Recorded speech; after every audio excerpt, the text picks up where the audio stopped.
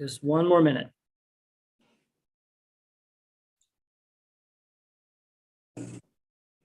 This never would have happened if Cody was here. Thank you. Thank you. I appreciate that. Inside comments. We are live. We are live now. Okay. Okay, let's call the meeting to order. And just a comment before we actually convene the meeting. I'm one of the major offenders on this, but if we would all speak a little bit more slowly and clearly, it's so much better once we review things on the YouTube. So, Teresa, will you please call the roll? Yes, sure. Ms. Joycelyn Virgo. Here. Mr. Gordon Cook. Here. Mr. Bob Johnson. Here. Mr. Michael Lazio. Here. Ms. Lori Lemunion. Ms. Joycelyn Virgo. Here. Dr. Yummy Pandolfi. Here. Mr. Brent Schondemeyer. Here. Ms. Noel Stepp. Here. Ronald Thieves. Here. Ms. Rita Weiss. Here. Dr. Susan Wilson. Here. Ms. Michelle Whitehall. We have a form. Okay, thank you. Michelle is the other person. And for those who wish, we could have a pledge allegiance. I pledge allegiance to the flag of the United States of America, to the republic for which it stands, one nation under God, indivisible, with liberty and justice for all. Thank you, Art. Our first matter on the agenda is to approve the agenda itself. One thing I was thinking of, I noticed in the past, once we had actually started the vote, the request to have a roll call vote instead of just a voice acclamation. So once we have a motion, a second to this under discussion, I think that'd be a time, if anybody wants to have a roll call vote or a voice vote, I think it'd be helpful if we have that expressed at that time. So if we could have a motion to approve the agenda. Thank you. Second. I'll second it. Thank you. Any discussion? All right, all in favor of approving the agenda, please signify by saying aye. Aye. Aye. Aye. Thank you. Any opposed? Abstaining. The next matter is the consent agenda that includes the previous meetings minutes and our expense reports. Might take a second to review that for those who wish, and then have a motion to approve it.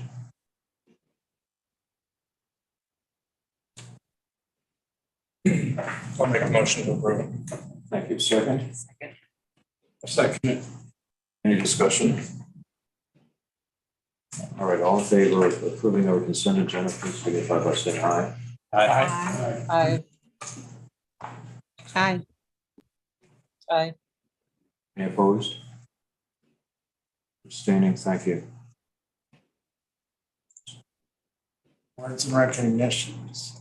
I just got a text from Lori. They have a letter in the meeting. She's trying to get on. I just got in. Thank you. I just got in. Thank you, Cody. All right.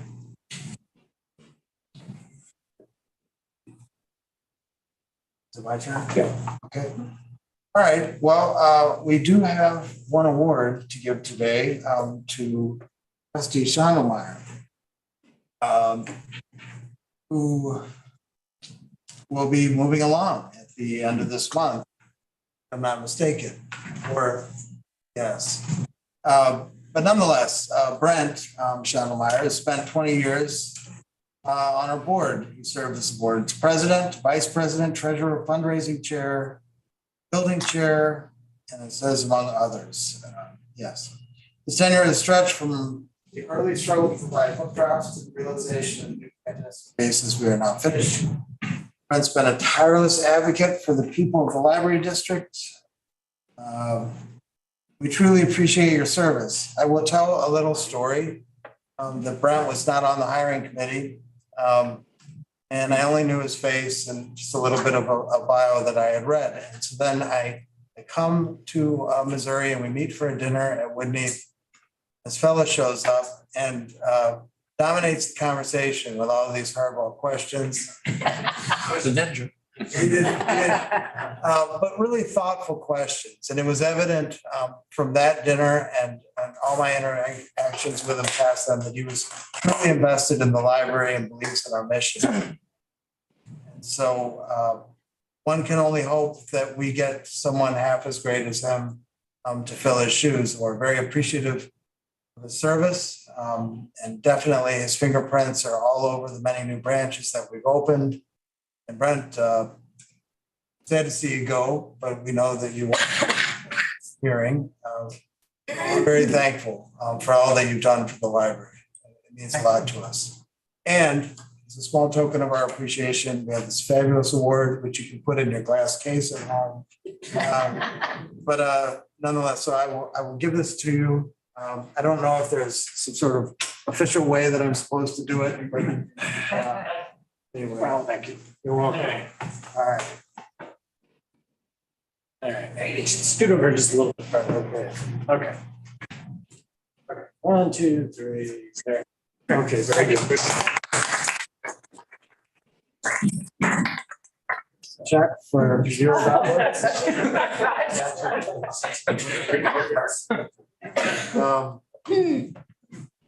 And that is the only award we're giving today. Our next matter is the financial reports.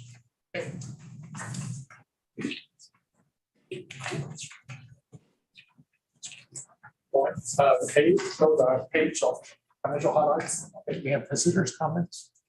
Are there any visitors' comments? No, there were none, but there are some, a couple letters in your. I did include a couple.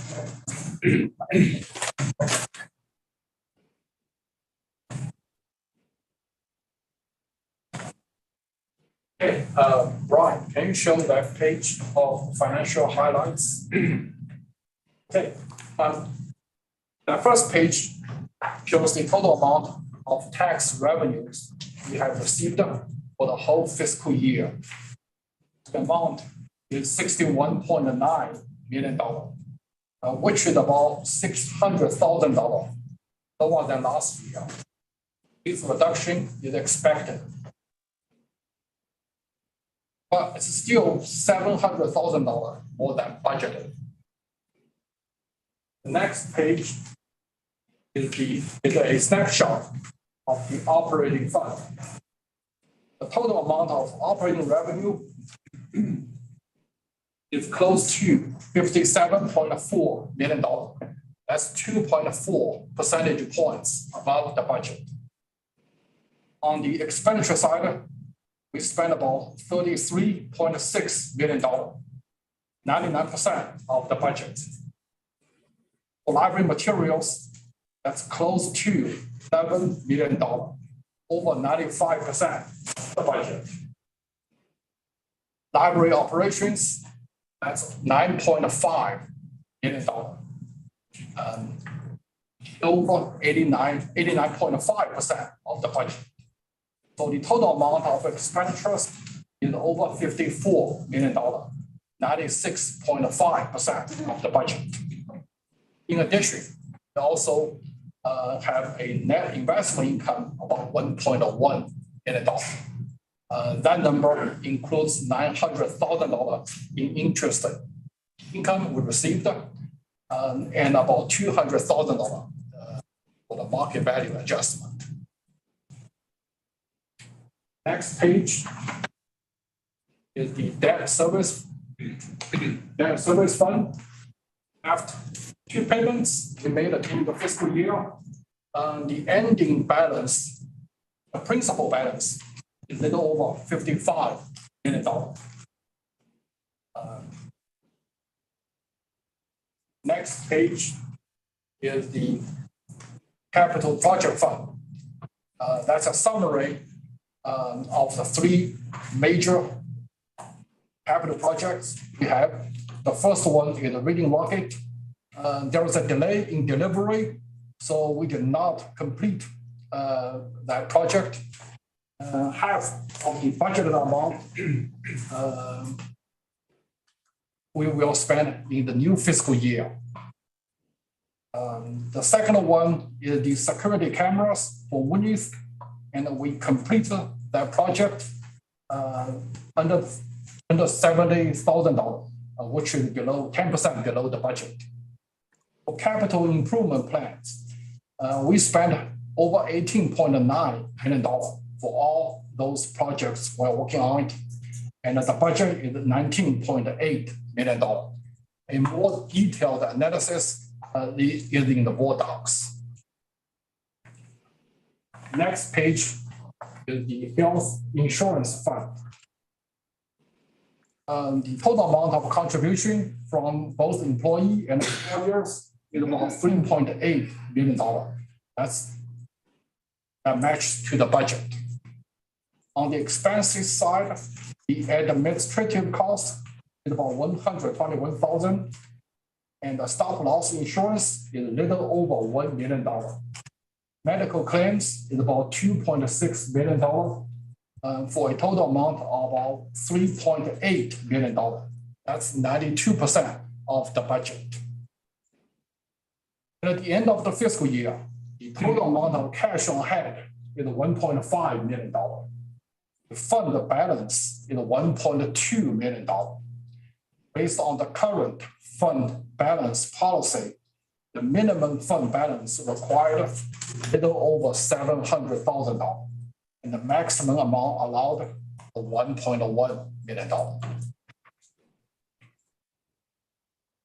The last one is a quick overview of the tax assessment we received.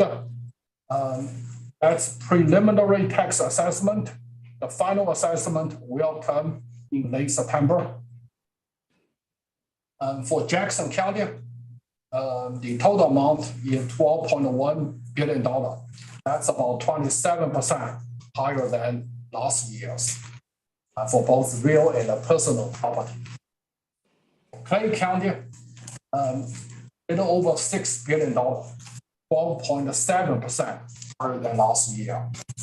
Bragg County is $3.6 billion, 10.3% higher than last year.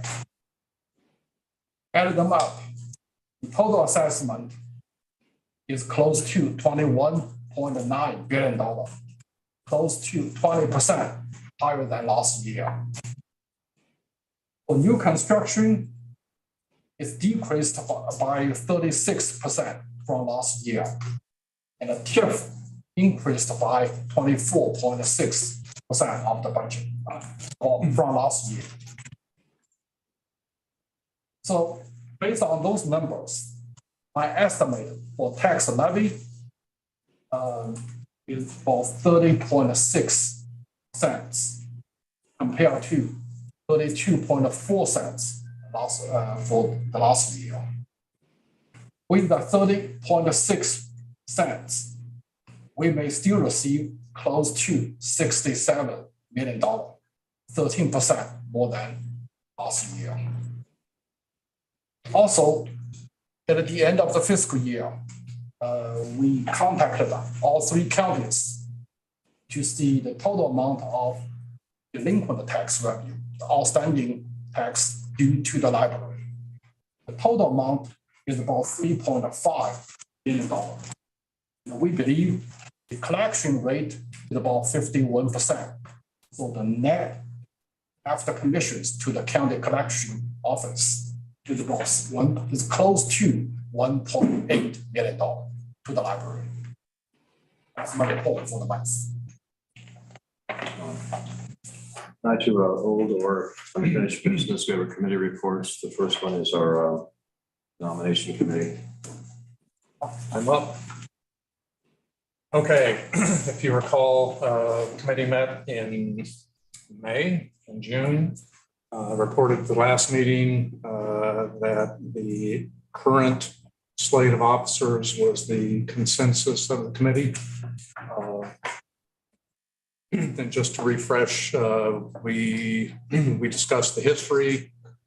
We looked at the situation. Again, the thought continuity, everybody on the committee, which was and myself, that there should be continuity of the officers because we have a new director. So it was approved unanimously that we keep the current slate. So that shows Ron Thewis as president, Michael Lazio as vice president, Robert Johnson as treasurer, and Teresa obviously as secretary. So the process is that I'll open the floor for nominations. If there are none, then we'll make a motion to approve the slate. If there are nominations for the individual positions, then we'll take each of the positions separately. Is that correctly? So I will open the floor for nominations for if you want to nominate others for any of the positions, please do so now.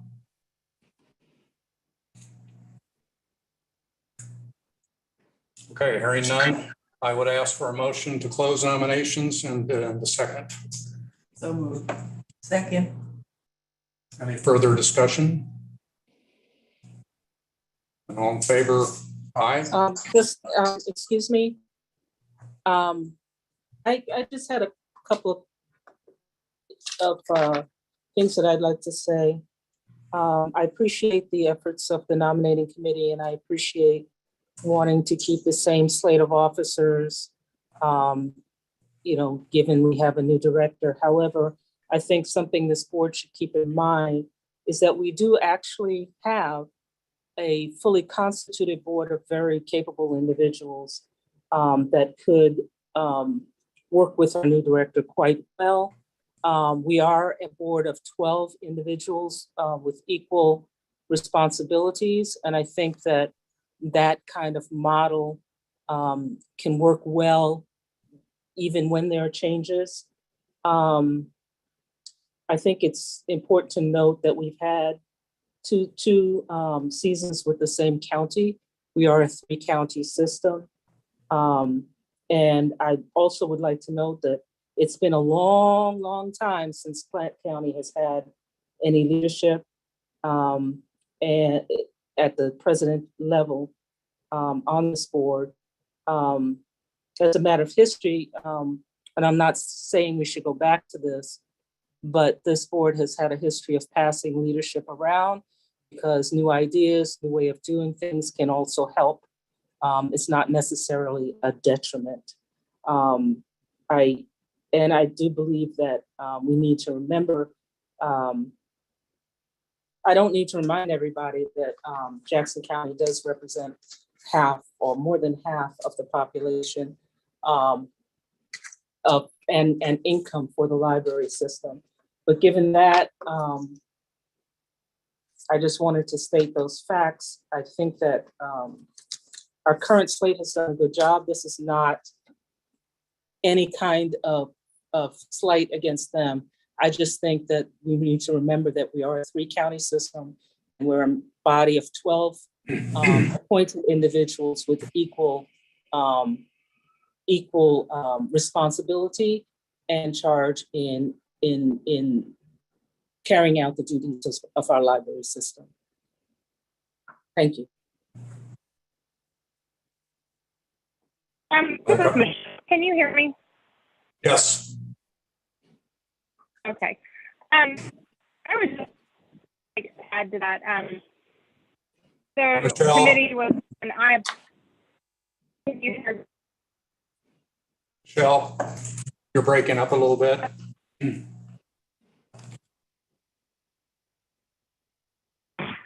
Is that an that?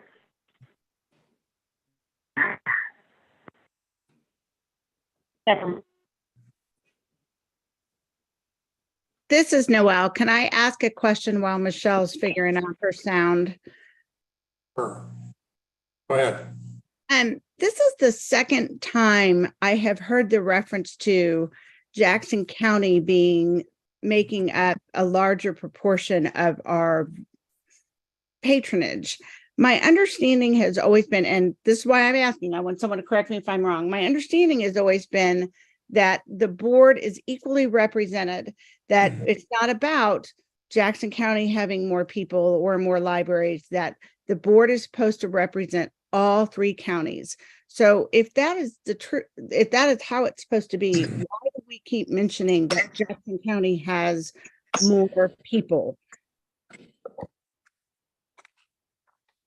The, go ahead. I think in response to that, what I would say is, there's a lot of things that were developed so-called the way they were supposed to be. But as you look critically at a structure or a system, questions arise. And what we don't want to get into is a situation of taxation without adequate representation.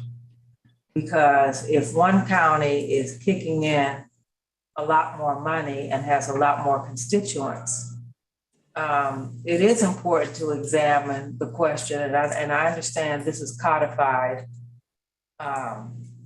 in law, but laws are made to be revised, and I'm not saying we're going to do that right now, but I'm just trying to respond to your question. We can't always go on the way things always were or used to be when you critically examine some elements of how things work. And I think that's our job as board members, to critically examine.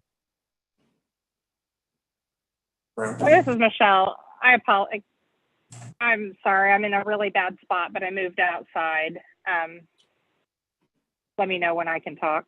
No, go ahead, Michelle. The committee that did the nominating was in complete agreement of what we did. That includes Ms. Wilson, myself, Mr. Cook. We were in complete agreement of the choices that we did. There wasn't any, we all had the same opinion. When I was a new board member years ago, when Woodneath was being built, I remember specifically making a comment about something about Clay County, and I was immediately put in my place by you, Joycelyn, that this is not about Clay County. This isn't about anything, that we were a one unit, that we had 3 counties that all put in.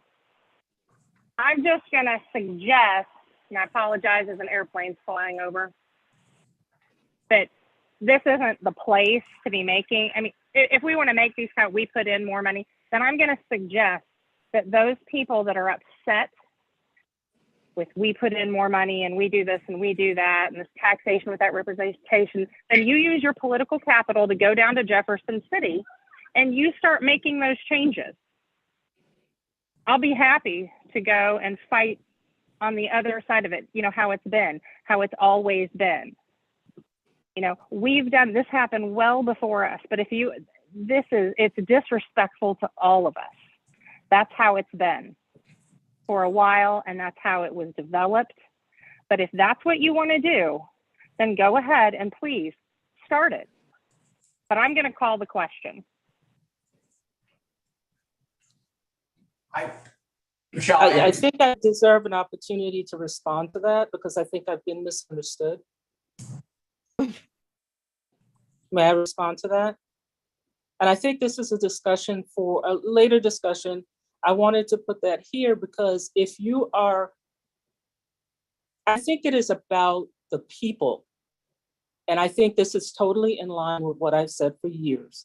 I think the people should be represented, and the way we are currently constituted is a bit lopsided. And I'm not saying to run down to Jeff City and change it. I'm not saying that we should change how it's always been. I'm just saying that we should be mindful of that, and we should operate in the best interest of all of our counties. That's what I've been saying. But we can go ahead and move on from that position, that topic, because I don't think that's what we're here to do. I just wanted to ask this board to be mindful. Thank you. Okay, I'm gonna go here. Okay, just a refresher, it is codified. The statutes are very clear. The representation is equal among the counties. There are 4 board members with equal votes. The other thing I would offer is looking at revenues only, or population only, presents one picture. If you want to do a full cost accounting analysis, then I think we have to take and look at all the expenses, how they're allocated. We need to take Prop L and see how that money was spent. So when you talk about distribution of voting interest, are you going to come up with a different answer than you have right now? Okay. My guess is Jackson County, I haven't done math. Jackson County probably gets somewhere close to half, if not more than half of the expenditures. But and obviously, some of those can't be directly attributed to a specific county. They're done for the group as a whole. So I appreciate the discussion, but I think it's outside the scope of this meeting and this agenda item. We're going to take up this. Let's do it at a different session. And if we need to have a separate session to talk about it, then I would suggest we do that. Brent? I just want to, I have no desire to be a board officer. So I just want to say, for a point of information, when I came on the board, there was a practice that it just rotated from county to county. So it went from, Clay to Platte to Jackson. And then so there was this rotating around. And so some of us on the board at that point says, well, different kind of leadership is needed at different times in the point of the system. And so that's why that got changed. So it's just a matter of kind of like a rotating thing that went around. I've promoted to Michelle is very, very clear that I've always promoted the idea it's a consolidated library district, and I have as much obligation to Dearborn as I do to Edgerton. I appreciate the work in the nominating committee, and I will be voting for the ticket. Okay, the motion and second are on the floor. So I'd like to take a vote as to closing nominations. We want to roll? We have a first, read it first, and then Dr. Kendall, please make a second vote to Close nominations. Yes. So do you want to do that in roll call or just raise your hand? Yes, for roll call. Right, do a roll call, please. Miss Joyce Virgo. Aye. Mr. Gordon Cook. Aye. Mr. Bob Johnson. Aye. Mr. Michael Fazio. Aye. Ms. Lori Lemunion. Yes. Dr. Yummy Pandolfi. Aye. Mr. Brent Schottenmeyer. Ms. Noel Stepp. Aye. Ms. Karama Thies. Ms. Rita Weiss. Aye. Dr. Susan Wilson. Aye. Ms. Michelle Whitehall. Aye. Okay, so the next matter of business then is to elect officers. The recommendation to the full board is that the following individuals be elected to serve as the board officers effective as of this meeting or after we take the vote. And those individuals are Ronald Davis for president, Michael Lazio for vice president, Robert Johnson as treasurer, and Teresa Johnson as secretary. And we will vote that as a slate. And that is the motion. So I need a second on that. Brent seconded. Okay. If you'll take roll. All right. Sorry. Any further discussion? Please take roll. Ms. Michelle Whitehall. Aye. Ms. Joyce Virgo. Aye.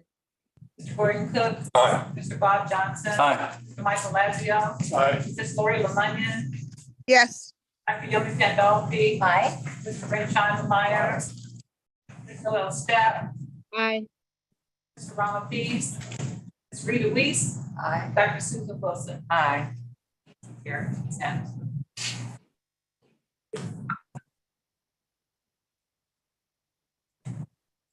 The next matter is the personnel committee report. I want to pause and congratulate the people who agreed to serve again. So it's important, it's not, doesn't come without considerations and consequences. So There is a time commitment. Really appreciate it. Thank you. Is there a report from the personnel committee? I know they have Yeah. a large block of the new business, but any old business? Yes. Yes, thank you, Mr. Thews.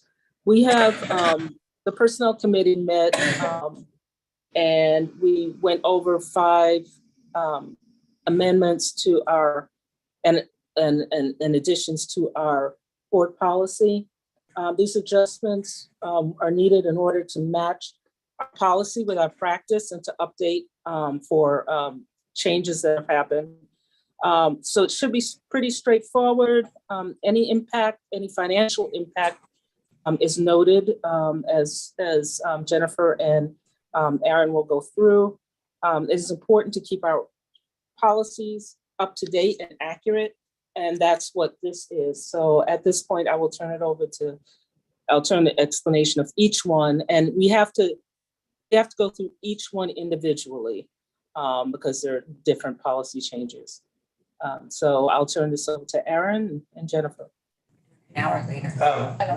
We'll get into them in depth under new business. But that was a great overview, and get into the weeds in a minute. Okay. Other than that, we have nothing else. Okay, thank you. Finance Committee. Okay, Finance Committee met last Thursday. We had a long agenda.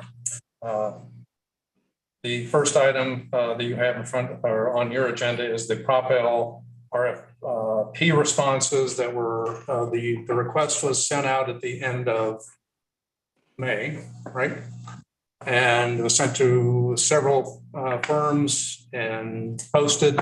We have one response, and the committee discussed it. We're evaluating and we're going to have some discussions with the firms that didn't respond and just get some feedback, and we tabled the matter until the next finance meeting. Okay.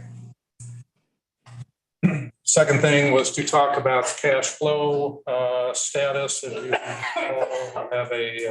we have a deficit in the cash back to the capital fund, and the fact that the bonds were invested in longer durations.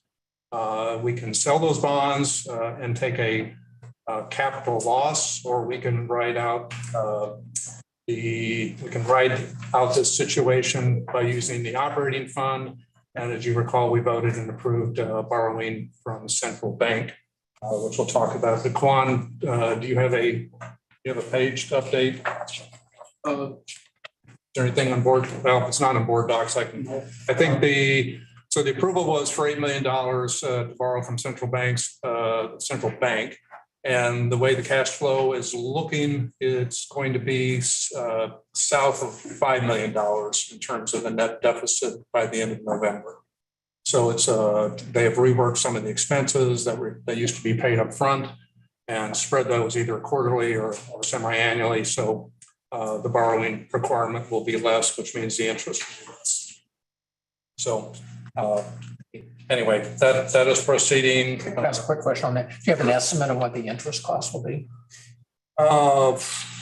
Take $4 million for 3 months at 6.25. So $1 million, so 60, 70, 80,000. We budgeted 250.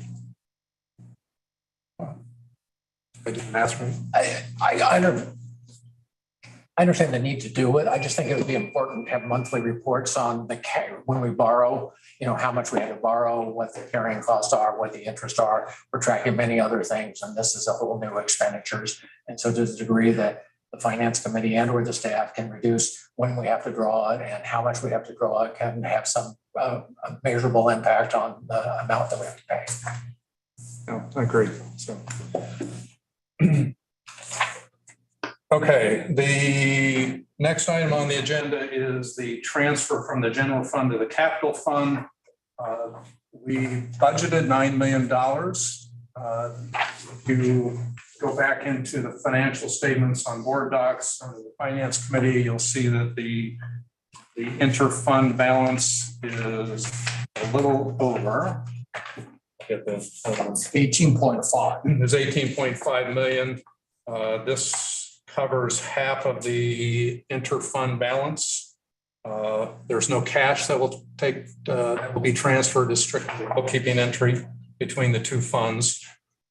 And again, this will resolve itself over the course of the next 2 to 3 years as we work out of the duration issue on the bond funds. So the motion to the board is to approve the transfer of $9 million from the general fund to the capital project fund as is based on the current year 23-24 budget. That's the motion. Second. Any further discussion? Can we just take a, raise your hand? So do I do that or you do that? Huh? It's hard to raise your hand online. So all in favor, aye. For those of us who are online, can we have a roll call vote? Teresa, we do a roll call. Ms. Joycelyn Virgo, Aye. Gordon Cook, Aye. Mr. Bob Johnson. Aye. Mr. Michael Lazio, Aye. Ms. Lori Lemunion, Aye. Dr. Yemi Pandolfi, Aye. Brett Stoppenmeyer, Aye. Ms. Noel Stepp, Aye. Ron Mathies, Aye. Ms. Rita Weiss, Aye. Dr. Susan Wilson, Aye. Ms. Michelle Whitehall. Aye. Okay. Motion passed. Thank you. Okay, the next item that was discussed was the Forbes disbursement report. There's nothing, I put this on the agenda just so we didn't lose sight of it. There are some items that were resolved very quickly. Aaron and staff continue to work on some of the other pieces that are on their plate, and we will continue to address those in the finance committee meeting, but I don't think there's anything that requires board action. So I just want to make sure you're aware that we're still, that's still an item under discussion and oversight. 611, we just talked about the central bank loan was approved. That is an $8 million 1-year line of credit at 6.25%. Fees are $2,500, and it will be used as is needed. I think Quan stated at the finance meeting that would probably be paid off before the end of the calendar year. So that's, I think you said there's the paperwork to get done and that's it. All right. Yes. Okay. All right. The other matter, then 6.12 is the audit. The audit will commence here shortly. It will continue into early September, and then we'll have the audit report for the September board meeting and the auditors present. So that's just the schedule, so you're aware of that. And then the last thing we talked about was the levy process and the timing. I'm referring back to Quan's schedule of the assessed values for each of the counties. The levy process is we'll receive we do have the preliminary information, obviously. If everything is on schedule, which hard to tell at this point, whether that would be the case, we would have final numbers by early September. Quan will do the calculations on the levy. That then gets certified at the state level or county. We will send the board's resolution to the county. Then county will forward to state auditor's office for certification. So it goes to the board for you. All right, I got my order out of order. Anyway, so that happens in September. The drop dead date on that is September 30th, when we have to have it in the mail to as a final calculation. That's it. Good, thank you. Building committee? I think we're going to tag team this.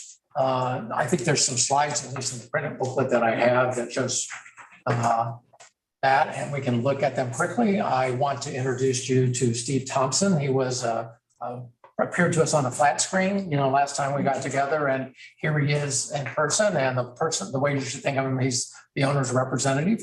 He's advocating on our behalf with monitoring our new construction projects, and our new construction projects are East Independence. I happened to go by there this morning, and I was out that way. And Riverside, and Michael Lazio said he was by there this morning and checking on that, but us checking on it is not as important or consequential as Steve Thompson checking on it. And because in some senses it requires a technical ability and a focus and the ability to read architectural drawings, and we have been well served by the services that they have provided to date. And that's what I would say. Aaron might have something he wants to add. Steve might have something that he wants to add. But these projects, I can speak directly to East Independence. I was out there. I couldn't even remember when I was out there. I remember it was early in the morning, and and we were all there, and there was some gravel and, a slab and, now there's a real superstructure there in a building. And, when you have focus and you're able to mobilize labor and you have a real plan, you'd be surprised with the progress that can be made. But that's me just looking at it and not putting on a hard hat and walking through the job site. So I defer to Aaron, I defer to Steve if there's something that they want to add. Thanks, Brent. Just to update the board on North Oak and Green Valley. I mean, North Oak is moving along. There's still a bit of work to do there, but things are going according to plan. Green Valley 2 is progressing as planned. I just want to make a note about Green Valley. It's a great example of how it's all hands on deck here. There were some hurdles that we encountered. Brian Gash from our IT department stepped in and helped, and fortunately they've been resolved.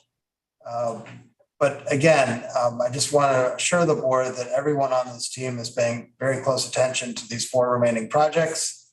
And to speak specifically about Riverside and East Independence, I've invited Steve here. We did a walkthrough on Monday, and it was very interesting. And of course, as Brent said, he notices quite a bit of stuff that I've noticed. But I've invited Steve here just to give us a brief overview on our progress to this point. And Steve, if you're happy to, you're welcome. Okay. Yeah. Great. Yes. Riverside, the 2 challenges that came early in that project with is about 15 feet of unsatisfactory soil that was sitting under the existing quick trip that was there. They installed 500, I think, vibratory stone columns. Basically drill a hole, pour some rock in, vibrate it its way out, and it's like setting on a bunch of caissons. It's very, very, very sturdy place now. They've had some issues with a wide easement for petroleum and gasoline pipelines. We've managed to resolve all of those. I think we're still tweaking the monument sign footing, but everything else has been worked out. They have completed all the foundation work. They finished last week. This week they've been putting in all the underground plumbing lines and conduit underneath the building slab. Continuing this week, the low voltage will go 4 boxes around underneath, and then they're planning to pour the slab on grade main floor for the entire library on Monday, weather permitting. In East Independence, the steel erection is all complete. Sheathing is all around the building. If you go by, it's all purple now. And they've completed the blocking around the perimeter of the roof, and they'll be putting down the water barrier insulation, and the roofing will start next week. Also, the week after, I'm told that they'll be bringing the first semi-full brick. So we're actually going to start getting the building enclosed. Other than that, it's on schedule. The weather, the days we've had is just takes a day away from the weather allowances built into the schedule at the end. So there's no concern about scheduling or anything else. Things are going very well on both projects. Do you have any questions? I will just remind everyone that part of their scope of work is that PMC is also involved with pay app review and managing of the budget of these projects. And they've been present all along the way. And East Independence is, we've added back in a back patio, which was initially pulled out, but I think will still remain inside budget. And I'm happy that that patio is being installed. It'll be a remarkable space. Beautiful trees around it. All right, well, thank you, Steve. One last thing, I would truly be remiss on this occasion if I didn't thank the people who served on the building committee. I mean, it's been a lot of conversations, a lot of projects, a lot of, do we swap land, do we trade land, do we negotiate, and what it is that it looks like. And so you can drive around and there's a portfolio of library projects or library buildings that heretofore would have not be as attractive or not be as accommodating as what they are today. So that's a lot of staff work. That's a lot of, but also board work, because a lot of important conversations occur in that, and not everybody who participated in those conversations is in the room today. Those who are in the room today, I want to personally thank you. And those who aren't, I'll give them a call. Yeah, agreed. Okay. On the fundraising committee? We held our ninth annual legacy luncheon on Friday. We had a 267 people event, about 40 retirees. So that was a nice turnout for retirees. During that event, we honored 2 employees with awards and 1 community partner. So we will have a full recording of that event available probably early next week. And I will pass that on to Teresa to share with the board if you're interested in watching that. And we did use our space at Midwest Genealogy Center. So that was a really nice thing for us to be able to do just in terms of event prep. And so we're really grateful to have that space to work in. So thank you all for that. Thanks to all who hosted tables and attended. We're very appreciative of your support. And we have a foundation board meeting coming up. We'll be meeting Friday, August 18th at 9:30 at Green Hills. If any of you would like to join, we'd be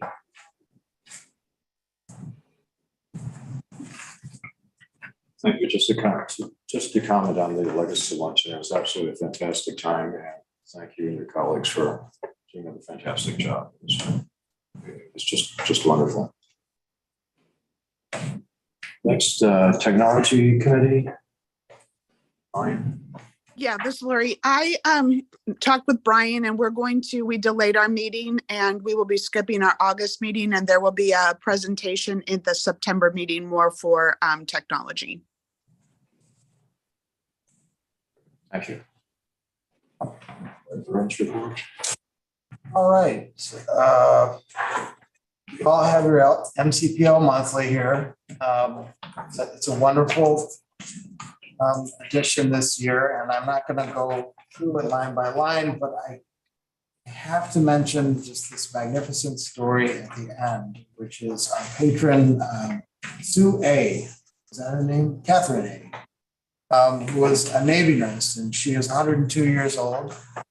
She received wonderful assistance at our South Independence branch. She loves mysteries, so long as they're not too violent. But this story probably, if I could do it all over, would be on the front page, because it's a testimony to how relevant we are in the community, and also the extent of our reach.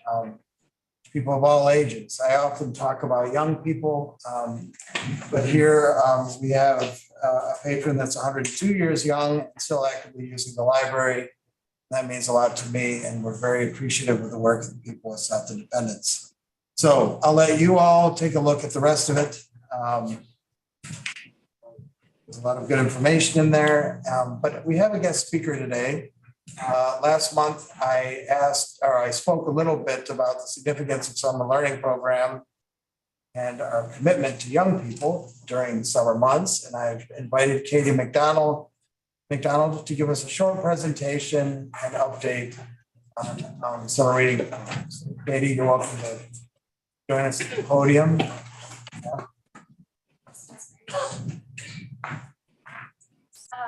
Good evening, everybody. Thank you so much for having me. Thank you for the invitation. I have the pleasure of being the youth services manager here at the library, and we are having an awesome year so far. And I'm excited to talk to you all about our summer program. A little bit of background on me. I've worked for the library since 2005 and have had a lot of wonderful positions throughout the library. I've been in my current role since 2020, and it's definitely my favorite one so far. So I am super excited to talk to you all about that. On the screen, you can see I've got lots of lovely pictures. So that's my favorite part of a presentation every time. So these are some 6th grade prize winners from the Edgerton branch. All right, next slide, please. Our goals for our program every year are to create a community of readers. One thing we really believe in is that everybody in our community has the opportunity to engage in literacy. The summer is a wonderful time to do that. We feel like creating that habit of reading 20 minutes a day, which we'll talk a little bit more about, really helps everyone in our community model that. And when the young people of our community see reading, that has a really big impact on their choice to be a reader as well.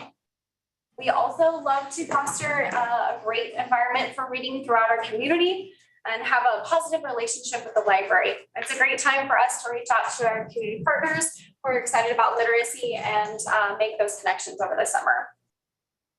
And this is a wonderful picture of our Green Hills Library Center. You all probably are familiar with that space, but all of those little symbols up there on the window that looks out over the patio are readers this year. So all of those represent children who have earned their prizes so far this summer.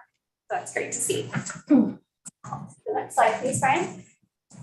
So a quick overview of our program. If you're not familiar, it runs from June 1st to August 24th.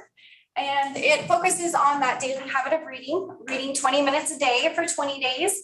And then our kids and teens can come in and earn a prize. They can do that 3 times over the summer.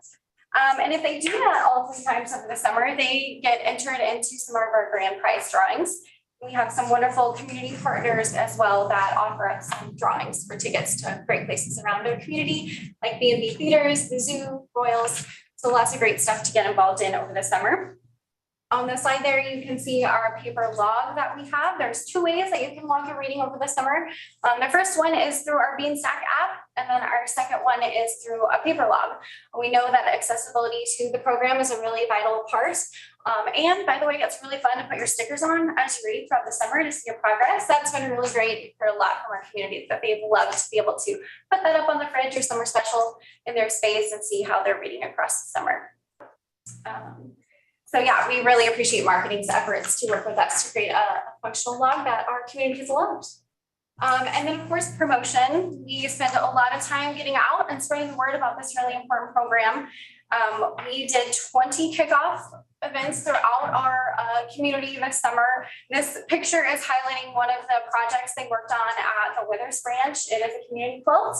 So they made that at that program. Every child kind of decorated their square, and then they put that together to create an art piece.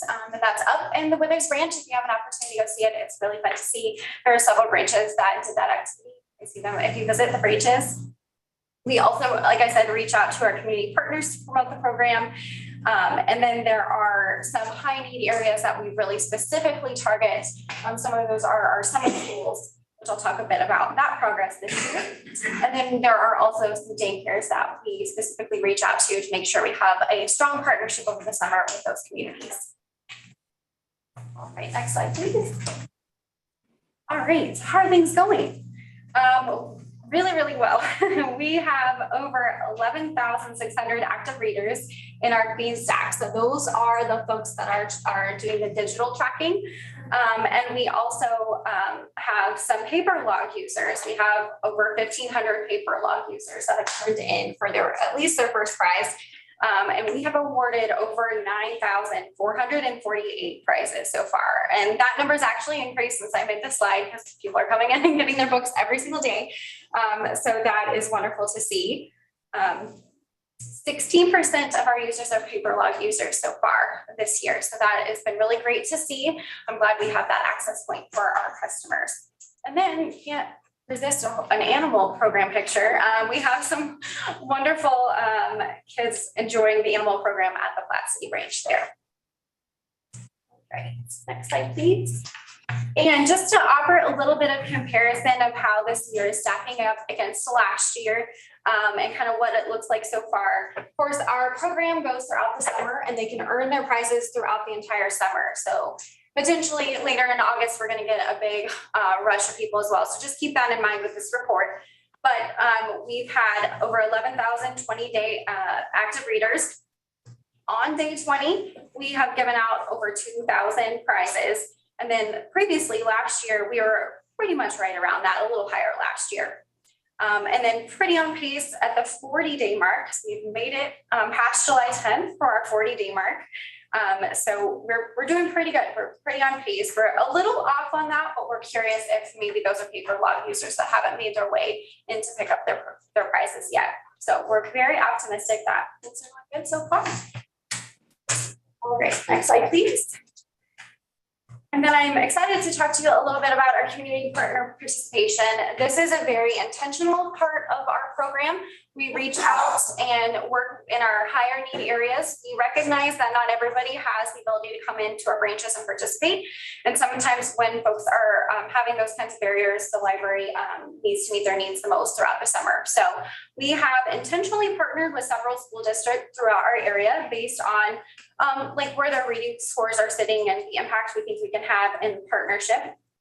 And we have given out over 5,496 prize books through the summer school program this year. It's a little bit lower than what we were able to provide in 2022. And then we also, like I said, look out for those high need daycare areas as well. I'm partnered with them, and we are significantly lower on the daycare prizes earned this year. We're at 1,800. We do have more statistics coming in every week on that as well. But I did just want to note that those numbers are a little bit lower, and that's because our pacing hasn't really kept up with our book price increases. So that's what you're seeing reflected there. We definitely wanted to hold our promise to any kid that walked through our doors. And so we made sure we had great funding for the branch prizes, but we weren't able to continue to expand that at this time. All right, and then this is a wonderful picture featuring our friends Reese and Becky at the Antioch branch. They were delivering prizes to the Davison Elementary School booker. So that is just a little snapshot of our program, and I am excited to hopefully come back here in a few months and tell you how it all wrapped up and give you a little snapshot of how it all ended, because there's lots of more to go for this story. But we super appreciate you having me today. Do you have any questions for me? Good job. Oh, thank you. Just a comment in closing. This really is one of the more impactful and meaningful programs, if not the most impactful program that we do on an annual basis. It connects with a lot of people, and if done poorly, it affects future attendance.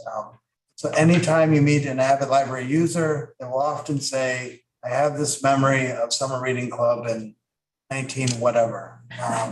And I'm very confident that Katie and her team and branch staff all throughout the system are giving new users that quality experience this day. And fortunately, or hopefully, they stick with us throughout the years. So it's just a wonderful program, and I recognize how heavy lift it is logistically, and I appreciate all your efforts. So thank you. Thank you. Many, many hands are going to the wonderful contributions that you see here. So any accolades goes really to the entire system. This is an all hands on deck project every year. So Thank you for the opportunity to be here. I appreciate it. I'd just like to add, great job. Oh, thank you. Great job. I really appreciate it. It's my honor to do the job. Thank you. Yeah, I might just mention too that I was doing a combined errand run to Menards as well as Green Hills. I stopped in at the library branch, and it was just absolutely electrifying. There was a literally wall-to-wall experience of preschoolers and their adult guardians. And you could just tell there was a dynamism there with the kids being excited, and just an incredibly, just wonderful experience to see. And the way out, what really struck me, there was a young dad talking to one of his kids. He said, no, you can only take 5 books. So it works. Thank you very much. Thank you. All right, just in closing, we have 3 recognitions we'd like to make about our staff.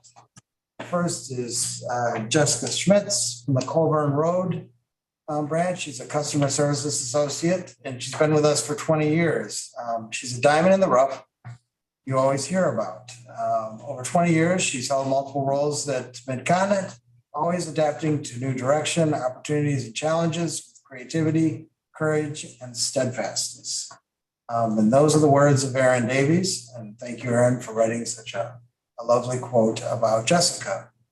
Brian, can we skip the next slide and go to there, Sue? I'm going to save the best for last. We have Sue Prey here. She's a customer services associate at Green Hills Library Center. She's been with us for 20 years, and she recently celebrated by a Mid-Continent customer for exemplary service. The customer emailed us to say, Sue made my aunt feel like she mattered, and I was over the moon someone would be so kind. So that is the type of experience that we want people to have. And thank you, Sue, for your great work. And I bump into Sue every time I go to Green Hills. And she's just a magnificent employee, and I'm so grateful to have her on our team. Okay, so now we'll back up to the problem employee, Jennifer.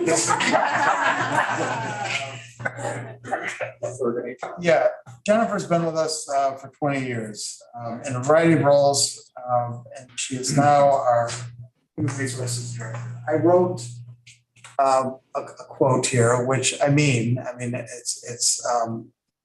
I'm not going to read it. I will just say though that Jennifer has this laser-like focus on improving the quality of our employees' lives, and she does it with grace. She's just the best HR director a system could ask for. I'm not trying to make you cry. But really, I mean, I say that to the board and I say that to all of our 816 employees. That fairness and wellness and equity are key priorities for Jennifer. And Jennifer and our team work tirelessly every day to refine our processes to make sure that everyone is of equal benefit from the resources we have. So thank you, Jennifer. I hope you stick with us a little bit longer. Yeah.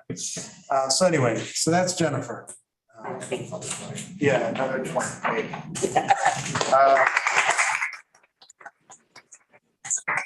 Now, she's going to make us all hate her by going over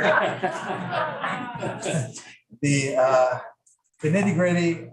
Is that next?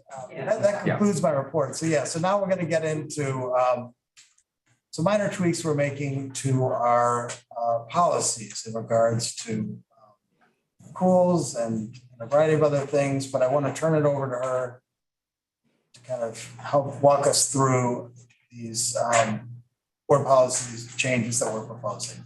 So. Yeah, we just want. Sure. I'm doing that. So we'll move that to the bottom. Okay.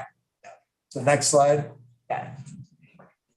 Okay, yes, we're gonna do some very HR-y things. I figured that's how I would celebrate 20 years of the library, was to kind of bring some wonky HR corrections and adjustments to policy.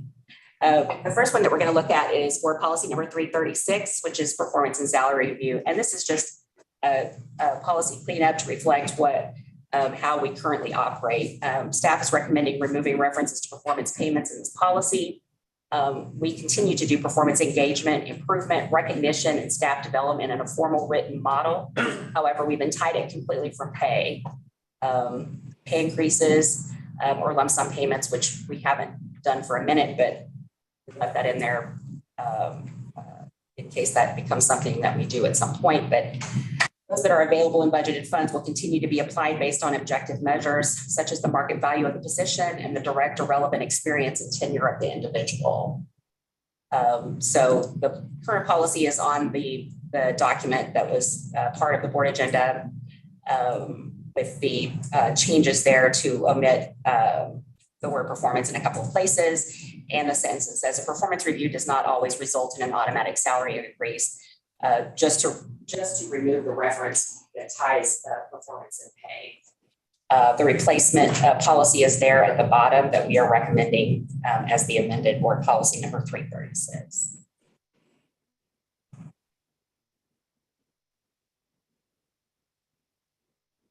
And then I don't know where we go from here. Okay. The first reading. Right. So this is a recommendation for these policy changes from our staff and from our HR director. For policies, we have this board uses a first and second reading process. This would be the first reading of the policy. We need a motion in a second, and then we can have a discussion about it. And then, given how the discussion goes, we go for actually, I don't know if we really need a discussion on this, but if there are any, we'd have that. But if we need a first and second motion for this to go forward. Second. Okay, it's been first and seconded. Any questions? Should be pretty straightforward. Okay, hearing There's no none. financial impact. No, this is just a clarification to go with how we currently operate. Clean up, really. As you see, as we go through this, Jennifer will note if there's any significant financial impact, but this is no financial impact. Most of these going forward will be basically to match our policies with our practice, given the changes we've made, given our, with our new director. So if there are no more questions, Teresa, can we have a roll call vote?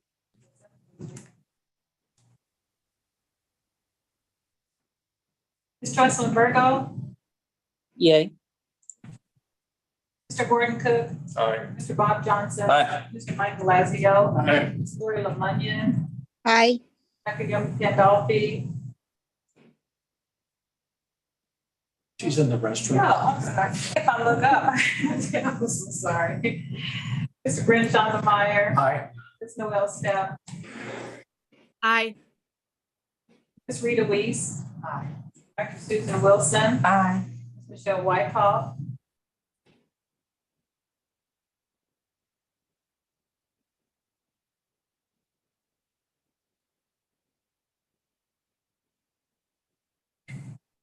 Brian, is Michelle still on the call? No, it looks like she disconnected. Thank you. Okay, the next, We have to wait for Dr. Gandolfi, or shall we?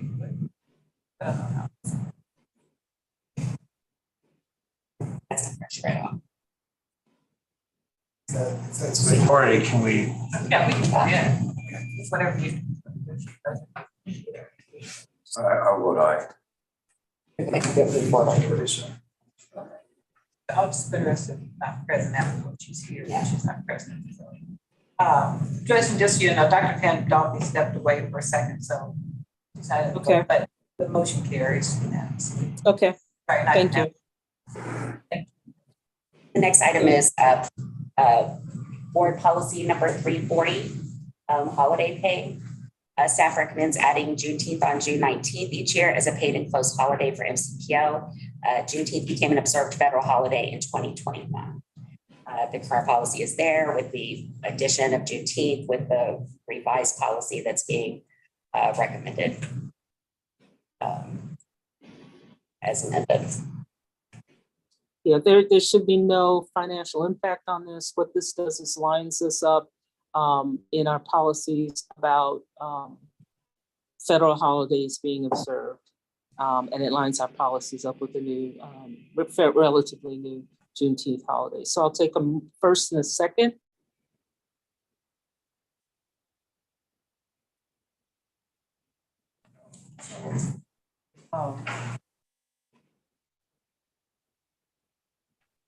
Say second, Dr. Wilson. Yes.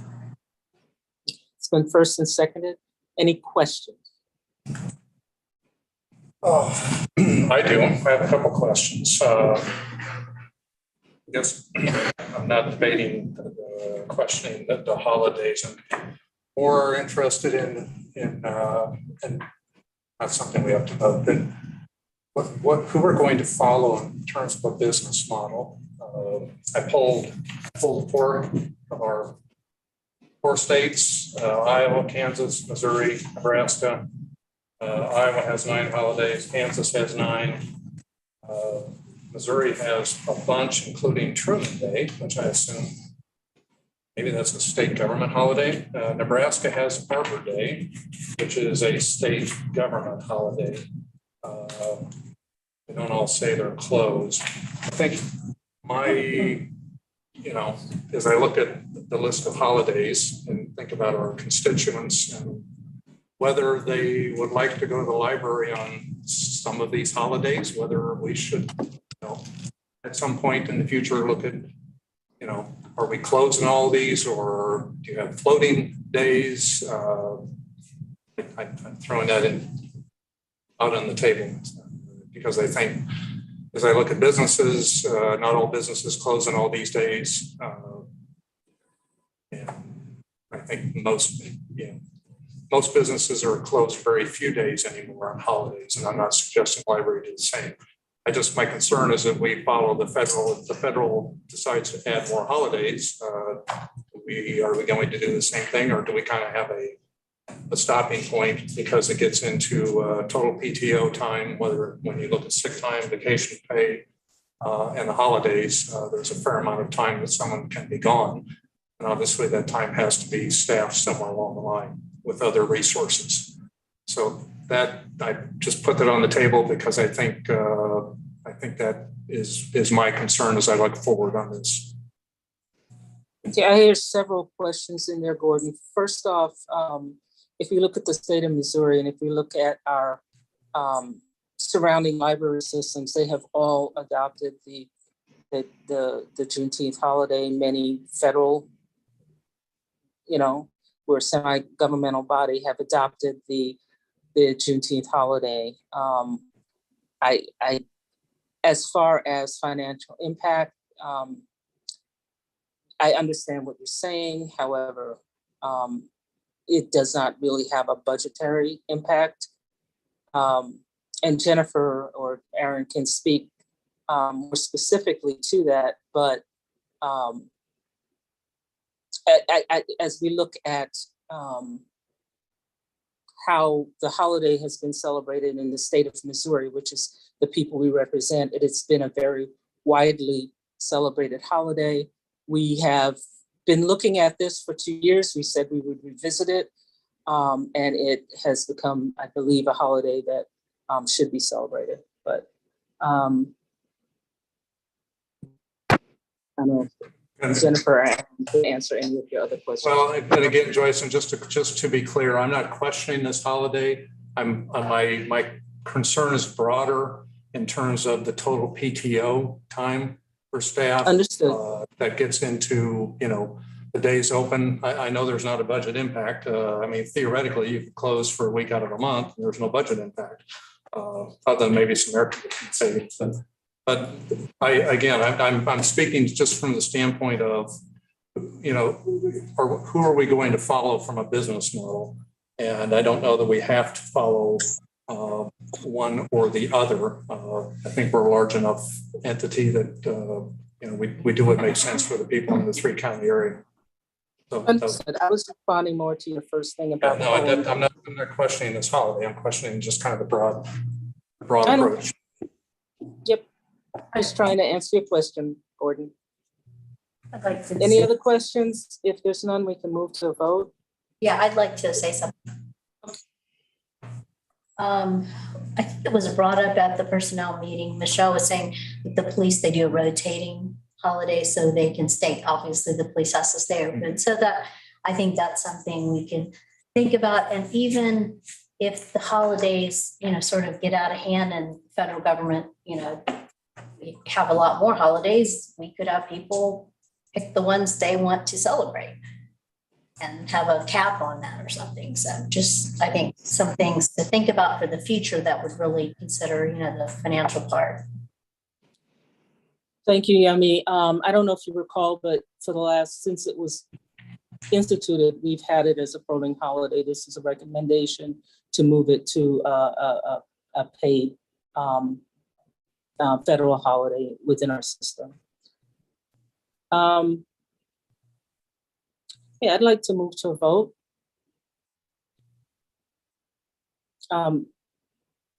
If there are no objections to that, Teresa, can you do a roll call vote, please?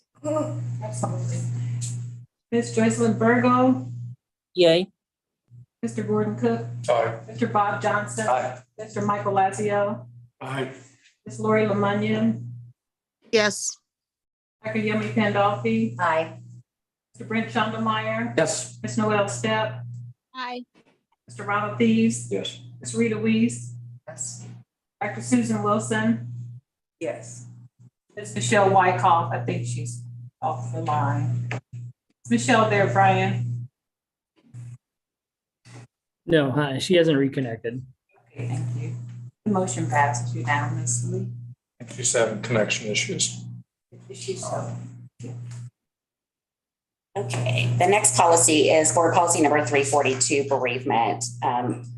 Staff is recommending adding regular part-time employees to the list of staff eligible for bereavement pay with an estimated annual cost of $6,000 to $8,000.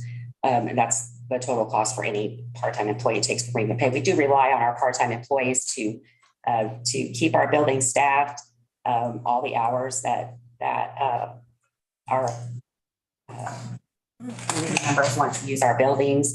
But they do encounter the same sort of life events that folks that work for us full-time and half-time do.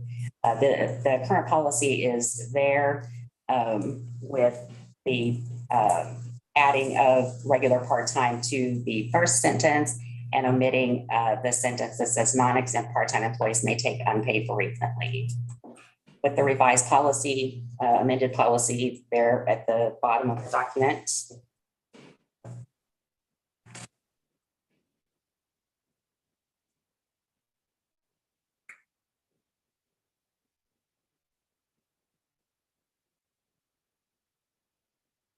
Okay, I'll take a first and second, then we'll take questions.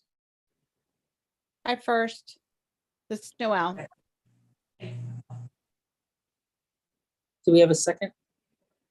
Yes, Dr. Wilson second. Okay, thank you. Any questions that you have about this particular piece? I do. I can ask them. What? I don't see the days here. Is there a range? Yeah, the current policy has several different categories of leave. So category 1 is your immediate family. So, and that would be spouse, parent, child. And that's the equivalent of 3 weeks that can be taken over the course of 6 months. So in order to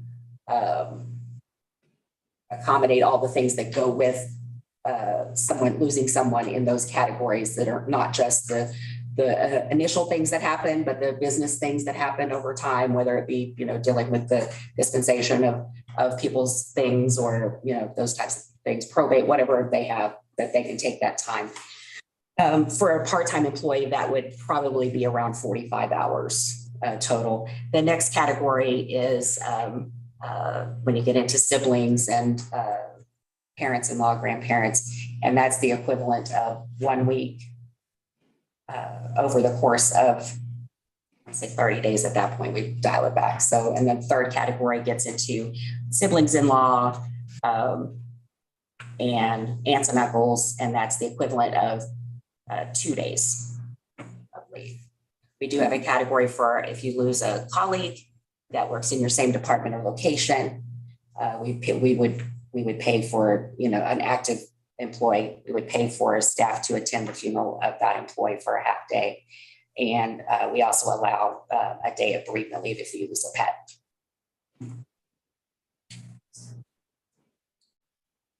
Any other questions? We're not counting the squirrels and birds and things and deer. And from your backyard, that doesn't count. That was really good. I've been quick with my camera at the hawk, grabbing the sparrow off the ground. Yes. They have to be, you couldn't possibly allow in your home, but I guess you could allow a squirrel in your home. So there's no change. There's no change to these days. It's just simply applying it to the part-time. Correct.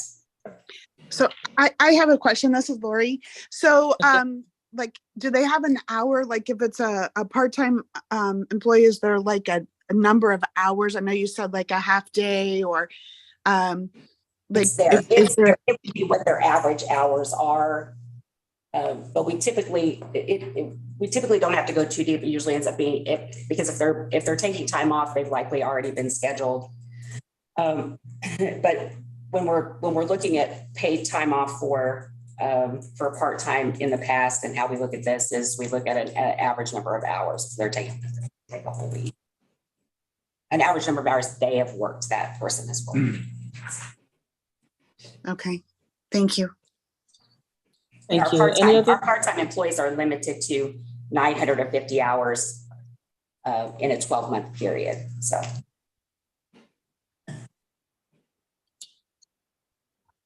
Any other questions? Okay, Teresa, roll call vote, please. Ms. Joyce Limburgo, Yay. Mr. Gordon Cook, Aye. Mr. Bob Johnson. Aye. Mr. Michael Lassio. Aye. Ms. Lori Lemunion, Yes, Dr. Yemi Pandolfi. Aye. Mr. Brett Shonda Myers. Ms. Noel Stepp. Mr. Ronald Thieves. Ms. Rita Weiss. Yes. Dr. Susan Wilson. Yay. Ms. Michelle Whitehall. Motion carried. The next policy is policy number 346, which is sick leave. We are doing the work to move to a biweekly payroll. Currently, we pay only once a month, and we've been discussing that move in order to accommodate that, to avoid confusion with accruals and to mostly to accommodate software. And when accruals are credited, staff recommends a revision to the policy that sets the accrual rate per hour of paid work instead of per month. This will allow, the current payroll and time system to work without any manual monitoring or override. The policy is there, which shows that full-time employees accumulate 8 hours of paid sick leave per month, half-time accumulate 4, and we are recommending omitting those and replacing it. And I have, since personnel committee, we did get more precise with that decimal calculation for how many hours per paid sick leave. Per paid hour of sick leave, that was, there's, as close as possible to that 96 or 48 hours a year. So 0.0461 hours of paid sick leave per paid hour, with the revised policy being there at the bottom.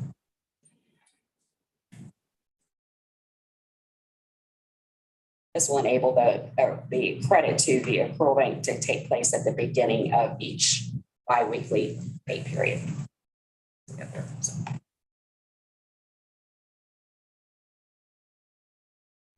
so this would give everybody 12 days of sick leave? That's what it currently does, and it's just It's 8. no 12 days. Yeah, it's 1 day a month. It's 8 hours of sick leave a month.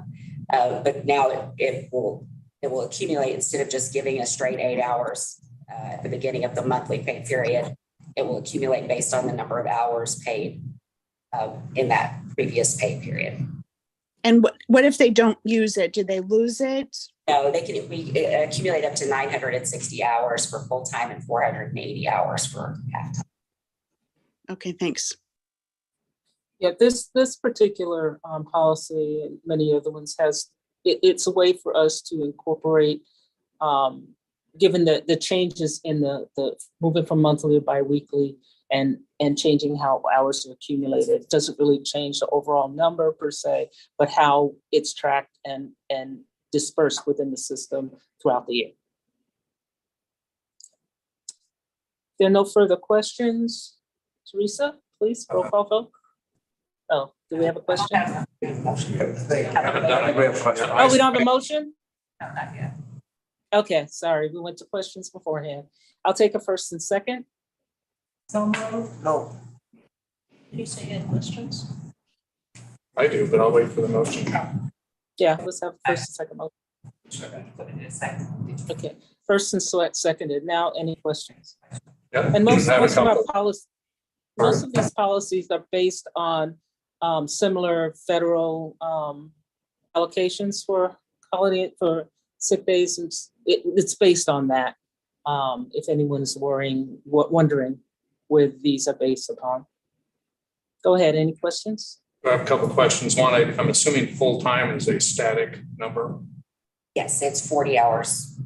It's 40 hours a week, unless they work less, which may happen from time to time, particularly if someone is on some type of unpaid leave, like unpaid medical leave, FMLA leave, intermittent FMLA leave. So since you mentioned that, if I'm on bereavement Yes, for 3 weeks, yes, do I get paid sick pay? no. Can employees use sick pay in the period that it is earned? It has to be it can't be, it has to be the next, so not until it's credited. So Credited payroll. yeah, so it gets credited at the next payroll pay. Then my last question. Yeah. We can accumulate 960 hours. How much, when people terminate, what happens? If they have 3 years or more of eligible service, so benefits eligible service, the 50% of their sick leave bank is paid out at termination. And if it's less than 3 years?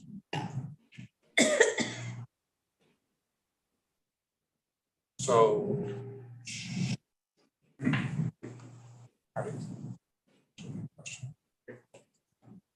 I have a question about process. Yeah. Actually, about on the vote procedure. I think we said we're going to have a first reading, second reading. Is that? In my history, Yes. that means you have a separate meeting for that second vote. Right? Yeah. Okay. But I noticed the chair was talking about a first motion and second motion, and I think it's just a move to adopt second. And that takes care of that vote, and then it has to come back and have the second reading. Is that correct? Yes. You, actually, that has been my error, Ron. It comes from the committee, so it doesn't need a second. You are correct. Yeah, I think you guys are talking about two different things. I think so. Yes. But yeah.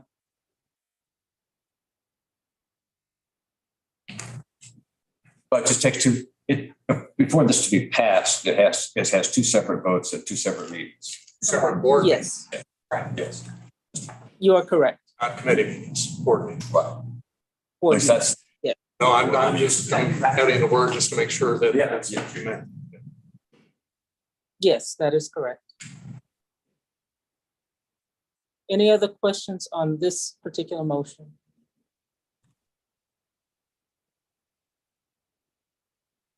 Okay, Teresa, roll call vote, please. Joyce Umberto, Yes. Gordon Cook, Yes. Bob Johnson, Aye. Mr. Michael Lazio, Gordon Maloney, Yes. Dr. Yummy Pandolfi, Aye.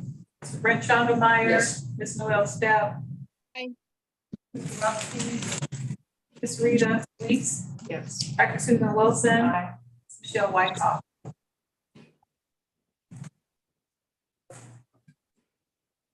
And the last one, policy number 348, which is vacation leave.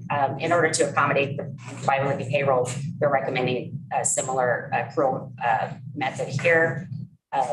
We want to set the accrual rate per hour paid work instead of per month. We also are recommending that the accrual balance cap be set to a rolling perpetual cap rather than a twice-a-year rebalance cap. Previous to 2021, we were at a once-a-year rebalance cap, which causes some issues with scheduling and accumulated balances. In 2021, we moved to a twice-a-year rebalance cap in March and September.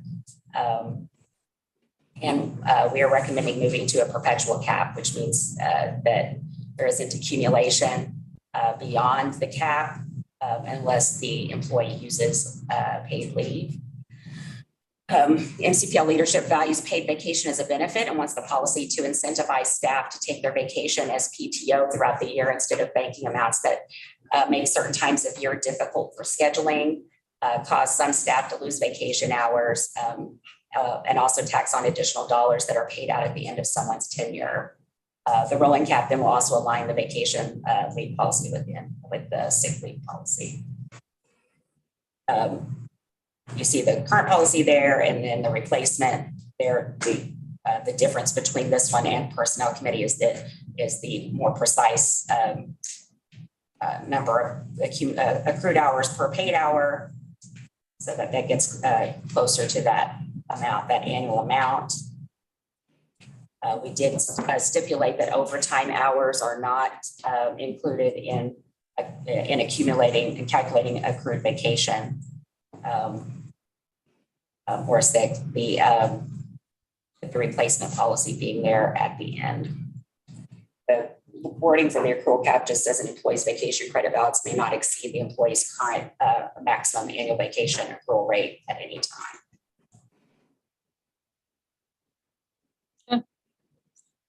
Thank you, Jennifer. Since I've done it for the other 5 motions, I'll take a first and a second.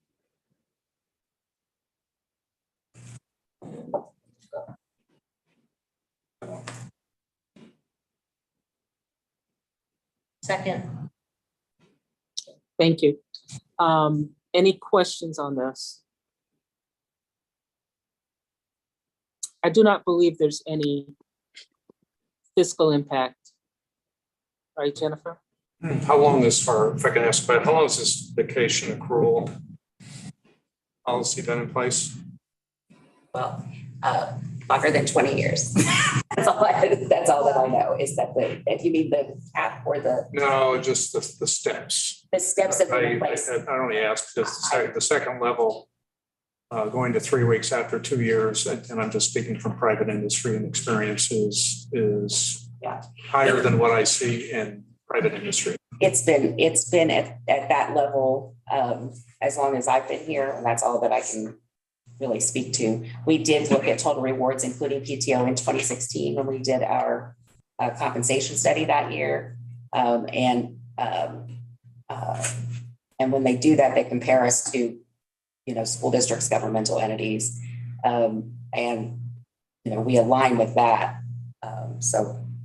But that's as long as 20 years. Anybody here like 20 years that could speak to before that?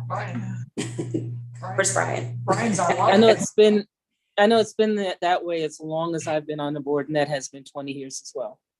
I've been here for almost 40 years and it's been that way. So there you go. We were invented, I'm guessing. But I would say the last time we actually updated the policy, just give me a second. It's 2019. It was recently, 2019. Well, it was 2021 for the cap. But we didn't touch anything that has to do with the rules. Any further questions? Hearing none. Hold on. Was there a typo thing? On your part-time, you have 60 hours, is 3 weeks? Or is that 3 weeks? That's half-time. That's half. Yeah. Yeah, the half-time employees work exactly 20. Okay. No further questions. Teresa, can you do a roll call vote? President Virgo, Yes. Mr. Gordon Cook, Yes. Mr. Bob Johnson, Aye. Mr. Michael Lazio, Aye. Ms. Lori Lemunion, Yes. Dr. Yummy Pandolfi, Aye. Mr. Brent Schandelmeyer, Yes. Ms. Noel Step, Yes. Mr. Rama Thies, Ms. Rita Weiss, Yes. Dr. Susan Wilson, Yes. Ms. Michelle Wykoff. Hey, Michelle just texted me. They've got storms up there and she lost her connection. Thank Okay. you so much. Motion passed.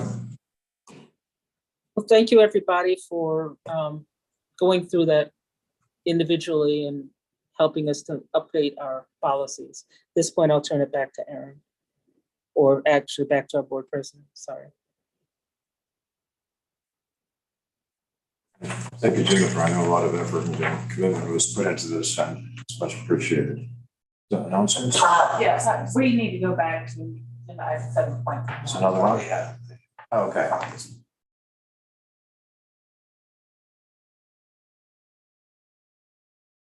Oh, so what we're proposing here is that we meet in August for the purpose of the second reading. The reason being is we want to give you a chance to think about these policies, if there's any revisions needed. And we do a final vote in August, and we're proposing a virtual meeting. I'm not going to bring you in here, in which we can do a second reading of the policies we just reviewed. And if all goes as planned, we'll be able to enact them the following month and make our switch to biweekly payroll in the month of October. So the motion here is asking that you give us a few minutes of your time to do a second reading of our policy changes and that would be in the month of August. Well, I'm sorry. Actually, this vote was to cancel the August meeting. I don't think we need to do anything if we're gonna have a meeting. This was to cancel it if we're gonna cancel the meeting. Traditionally, we have canceled well, we are required to meet 10 times a year.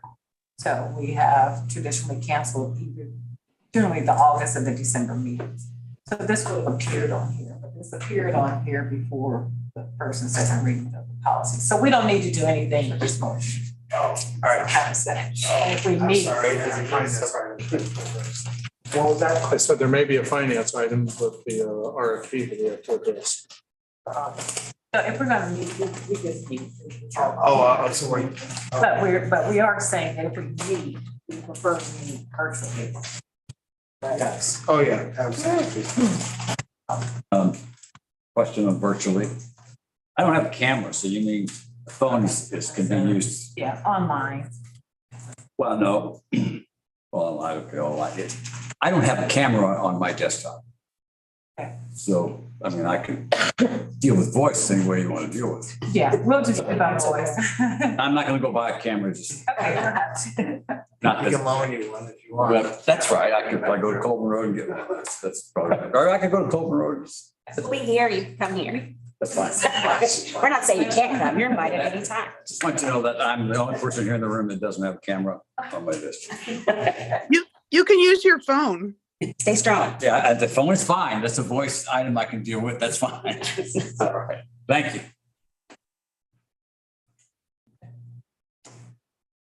Okay, next topic is the trustees' comments, and if I may start off with that, I'd like to mention two things. First of all, at a previous committee meeting, a very wise comment or recommendation was made that when the library sends out a request for a proposal, if there is no response, that may merit some investigation as to why. For example, if the organization doesn't have adequate staffing or the request is outside their area of expertise, that's entirely understandable.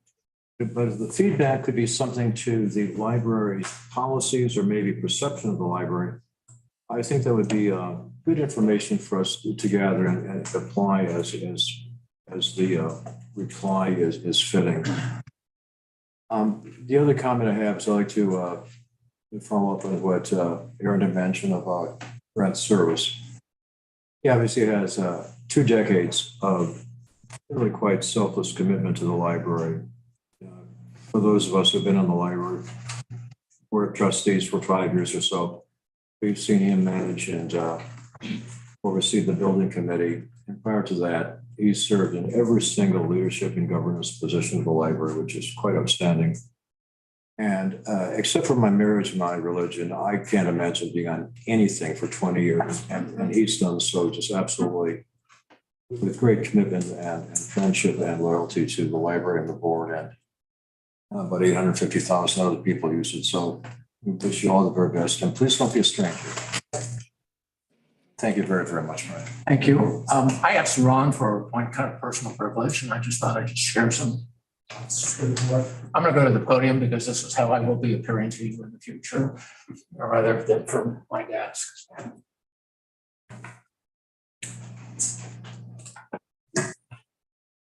I have no pretty pictures, but I do have some thoughts. Let me be brief and a few reflections about, I guess it's 20 years about being on the Metropolitan Public Library Board. Make sure to read a book, attend a library program, or access our extraordinary online resources regularly.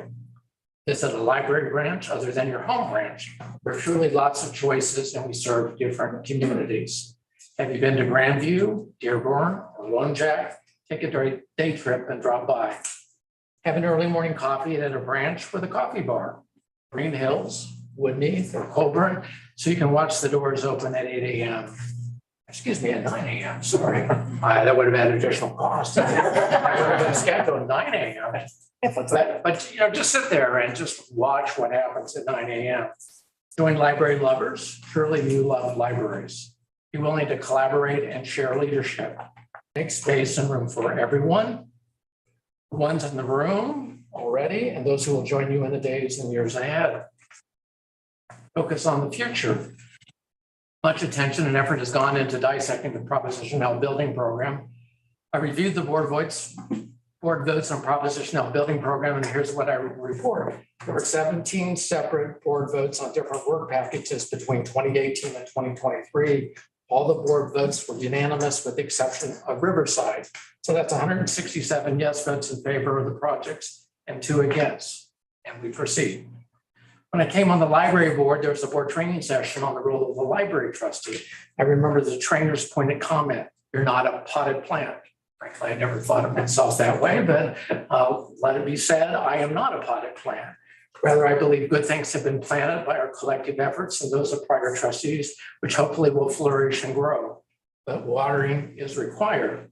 To be a good library trustee and all of that, try to be a good library trustee and all that implies. We're not a management board, either by state statute or by library policy. Support the staff. They are talented, capable, care deeply about the libraries. They deserve our respect. Use this next year to assess the impact of the voluntary reduction on the library system and the need to restore it in the next fiscal year.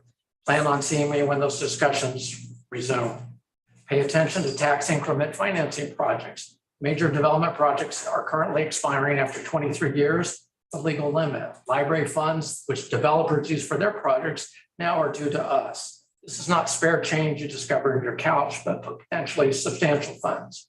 I remain a fierce advocate for libraries and hope to work with others to highlight the freedom to read and Library Bill of Rights. These are important documents and library values which are found in our own board policies, but also in my researches in the Kansas City Library, the Johnson County Library, Kansas City, Kansas Library, and the Olathe Library.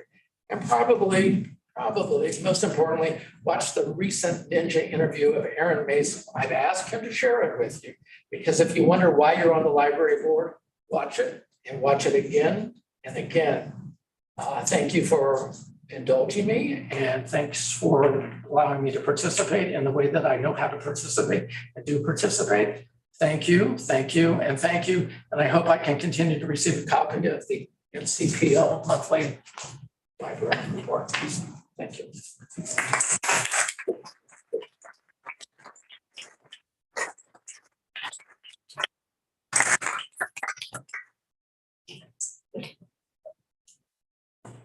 The video that he referenced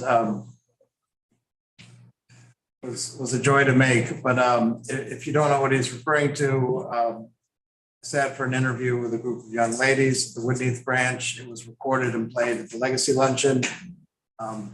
We will share a link so you all can enjoy it. But it was a very interesting experience and I got a lot out of it. So. Very good. Yep, thank you. Any trustees' comments? Yeah, I'd just like to add one thing. Thanks again, Brent, for your 20 plus years of service. Everything I learned from you along the way. Thank you. This is Joycelyn. Okay. Go ahead, Brent. I tell you, I defer to Joyce. I just want to say that 20 years ago, Brent, John Laney, and I all joined the board pretty much at the same time. I've enjoyed learning and growing and serving with all the board members throughout the years, but particularly those two, because we've been here a long time, and I will miss Brent's wisdom and Brent's unique ability to communicate and to listen. And I hope this board continues the communication and listening model that we've seen for the last 20 years. And Brent, I believe that you can really retire now if you choose to do so, but I assume you will pick something else up.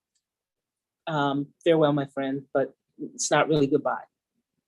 I obviously didn't communicate very well because I should share that my resignation was only for August 1st because I anticipated no August board meeting. So I voted, I cast tonight on the first reading I hope you would share that sentiment because I won't be here to vote for the second reading. And I cannot tell you it's the prerogative of the county executive when somebody might be appointed to replace me. I did not say that. So this is truly my last board meeting because my official resignation date is August 1st.